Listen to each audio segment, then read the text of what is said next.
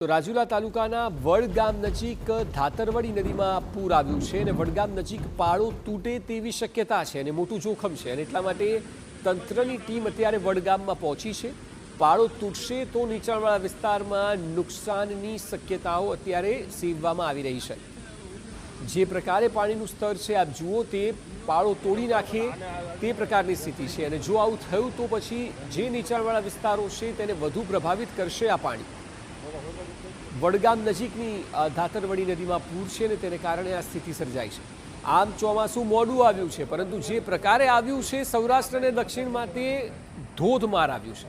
એટલે મેઘ આક્રમણ જે અમે કહી રહ્યા છે એ જ વાત છે કે આ વરસાદ સામાન્ય નથી, આક્રમણ કરી રહ્યો હોય લોકો ઉપર તે પ્રકારની સ્થિતિ સૌરાષ્ટ્રમાં હાલ જોવા મળી રહી છે।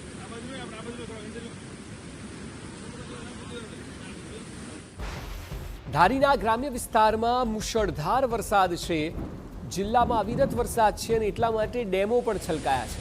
ખોડિયાર ડેમની જ વાત કરીએ તો ખોડિયાર ડેમમાં તો 9 દરવાજા 1.52 મીટર સુધી ખોલી દેવામાં આવ્યા છે।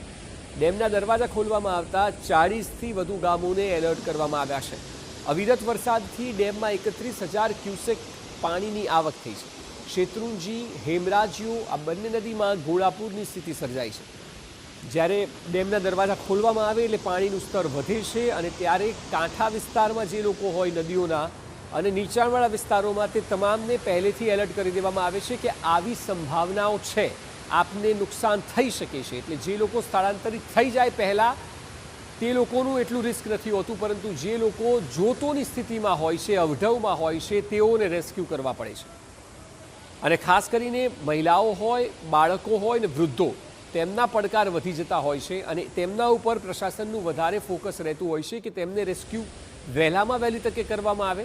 આ સ્થિતિ આપ જુઓ, પાણી જે પ્રકારે વધી રહ્યું છે, ડેમમાં 9 દરવાજા ખોલાયા છે, 40થી વધુ ગામોને એલર્ટ કરાયા છે, એ જ દર્શાવે છે કે આખા જિલ્લાની સ્થિતિ અત્યારે શું હશે।